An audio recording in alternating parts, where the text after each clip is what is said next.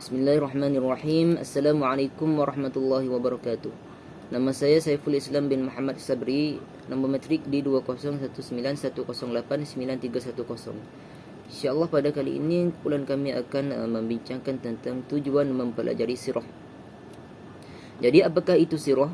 Sirah Nabawiyah berasal daripada kalimah Arab, iaitu as-sirah Nabawiyah. As-sirah dan kata jamaknya sir daripada segi bahasa bermaksud jalan. Seperti ayat, seseorang itu telah melalui jalan yang baik, dan antara maknanya juga ialah perjalanan dan keadaan. Manakala as-sirah dengan makna jalan hidup, termasuk di dalamnya pelbagai peristiwa seperti peperangan dan lain-lain.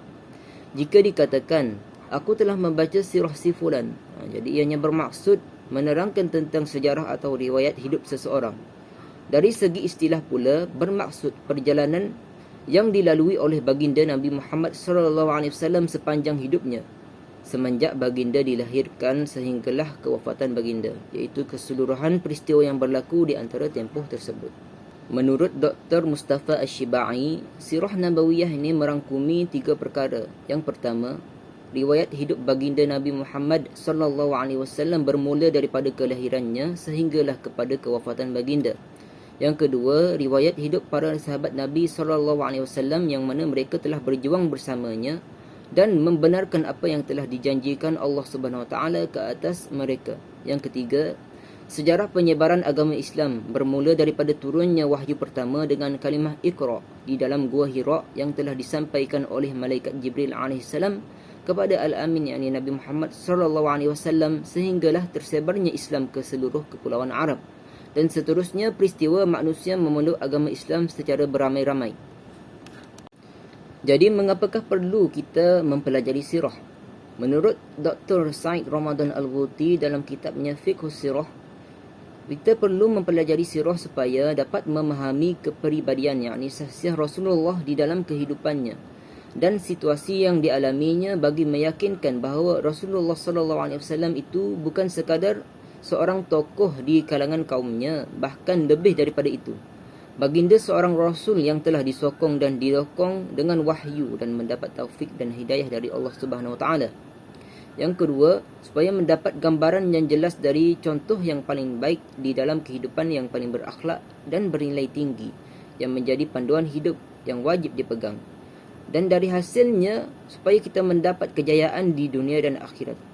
Semuanya itu wujud di dalam perjalanan hidup Rasulullah SAW. Allah Subhanahu Wa Taala juga telah berfirman dalam surah Al-Ahzab ayat 21, A'udzubillahi minasyaitonirrajim, laqad kana lakum fi Rasulillahi uswatun hasanah liman kana yarjullaha wal yawmal akhir wa dzakarallaha katsira. Dan maksudnya sesungguhnya pada diri Rasulullah itu menjadi contoh yang paling baik untuk menjadi ikutan bagi kamu. Jadi yang ketiga, supaya dapat memahami Al-Quran dengan cara yang betul melalui penghayatannya, kerana kebanyakan ayat-ayat Al-Quran itu ditafsirkan oleh peristiwa yang dilalui Rasulullah SAW. Yang keempat, kita dapat mengumpulkan pengetahuan dan maklumat tentang Islam sama ada yang berhubung dengan akidah, hukum hakam dan akhlak, kerana peribadi Rasulullah SAW itu adalah ikatan yang terbaik untuk kita ikuti.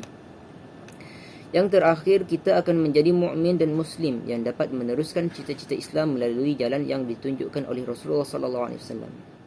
Seterusnya, subtopik Rasulullah SAW sebagai contoh tauladan. Ketika mana menyampaikan dakwah kepada manusia, baginda turut mempamerkan kepribadian yang mulia. Hal ini secara tidak langsung telah menarik minat orang ramai untuk menganut agama Islam sebagai satu cara hidup yang terbaik. Pertama, pengutusan Rasulullah SAW untuk menyempurnakan akhlak. Antara tujuan Nabi SAW diutuskan adalah untuk menyempurnakan akhlak manusia, selain seruan untuk mentauhidkan Allah Subhanahu Wa Taala. Hal ini kerana kebanyakan manusia pada ketika itu tidak lagi berpegang kepada ajaran agama Hanif, malah mereka telah tersesat daripada fitrah yang sebenar.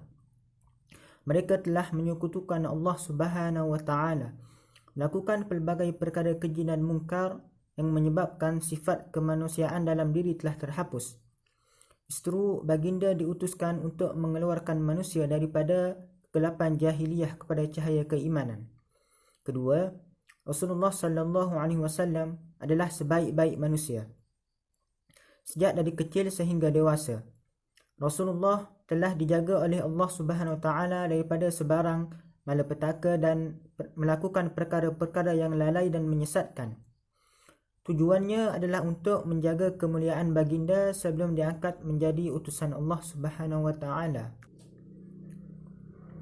Sebagaimana para sahabat radhiyallahu anhum mengikuti semua perbuatan Rasulullah dalam aspek ibadah, begitu juga mereka turut mencontohi perilaku baginda dalam kehidupan seharian. Hal ini kerana segala hal yang datang daripada baginda merupakan wahyu daripada Allah Subhanahu Wa Taala dan bukan dipengaruhi oleh hawa nafsu yang menyuruh kepada kejahatan. Ketiga, Nabi Muhammad sallallahu alaihi wasallam turut dihormati oleh golongan bukan beragama Islam. Pengutusan baginda sallallahu alaihi wasallam adalah bersifat menyeluruh kepada semua manusia, bukan terhad kepada penduduk tanah Arab sahaja. Walaupun dakwah yang dilakukan oleh baginda dan umat selepasnya mengambil masa yang lama, namun ianya membuahkan hasil. Hari ini, agama Islam telah berkembang pesat di seluruh dunia dan nama baginda terus disebut-sebut oleh umat Islam dan juga golongan bukan beragama Islam. Terdapat juga golongan sarjana barat yang mengkaji dan mendalami tentang Islam dan mereka telah mengiktiraf baginda sallallahu alaihi wasallam dalam segala aspek kehidupan. Jadi insya-Allah saya akan meneruskan pembentangan pada hari ini, iaitu akan menerangkan tentang sumber sahih sirah Nabi. Menurut hasil penulisan alim ulama, dinyatakan bahawa sirah Nabi perlu dirujuk kepada 4 sumber utama yang sahih seperti Al-Quran, As-Sunnah, kitab-kitab sirah dan syair Arab. Okey, yang pertamanya Al-Quran. 2 pendekatan yang digunakan dalam penceritaan sirah Nabi SAW di dalam Al-Quran. Pertamanya adalah dengan mengemukakan sebahagian kejadian dari kehidupan dan sirahnya seperti ayat-ayat yang menjelaskan tentang perang Uhud, perang Badar, serta ayat-ayat yang mengisahkan perkahwinan dengan Zainab binti Jahsy. Pendekatan yang kedua ialah peristiwa-peristiwa yang terjadi untuk mengungkapkan masalah yang belum jelas, menjawab masalah-masalah yang timbul serta nasihat yang terkandung di dalamnya. Antara contoh sirah Nabi SAW di dalam Al-Quran ialah pada ayat 6 hingga 7 surah yang ke-93, iaitu surah Ad-Duha, yang menceritakan keadaan baginda yang yatim piatu. Seterusnya, akhlak mulia baginda SAW juga dinyatakan dalam surah Al-Qalam ayat yang keempat. Berikut merupakan 2 contoh ayat tersebut. Yang pertamanya, alam yajidika yatiman fa'awa wa wajadaka dhallan fahada. Dan yang kedua, wa innaka la'ala khuluqin azim. Dan sumber rujukan yang kedua ialah As-Sunnah. Antara keistimewaan sumber kedua ini ialah bahawa sebahagian besarnya isi riwayatnya dengan sanad yang sahih bersambung dengan Rasulullah SAW, seperti peristiwa Haji Al-Wada' yang diriwayatkan secara terperinci. Antara buku rujukan terbaik dalam kategori ini ialah buku Al-Asas fi Sunnah, yakni bahagian sirah oleh Said Hawa, yang mana beliau telah menyusun hadis-hadis dan membahagikannya mengikut urutan masa hayat Rasulullah SAW dari kitab hadis yang muktabar. Dan tambahan lagi, kitab lain ialah kitab Sunan Sittah, yakni 6 kitab hadis seperti Sahih Bukhari, Sahih Muslim, Sunan Abu Daud, Sunan An-Nasa'i, Sunan At-Tirmizi dan Sunan Ibnu Majah.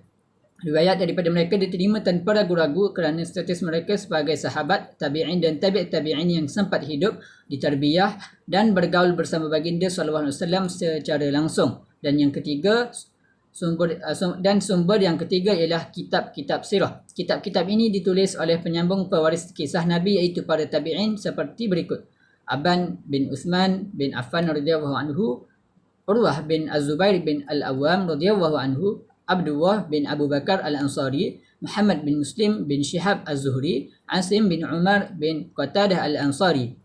Pada zaman kini pula, terdapat ramai lagi golongan ulama yang meneruskan penulisan sirah dan menjadikannya dengan cara moden yang sesuai dengan cita rasa kini. Antara kitab sirah moden yang terkenal ialah Nur Al-Yakin fi Sirah Sayyid Al-Mursalin oleh Syekh Muhammad Al-Qudari rahimahullah.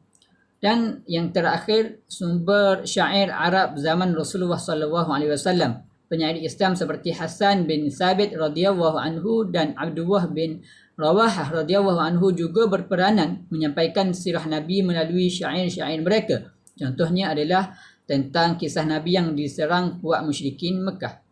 Ianya boleh dilihat melalui kitab-kitab sastera dan sirah yang ditulis selepas zaman sahabat.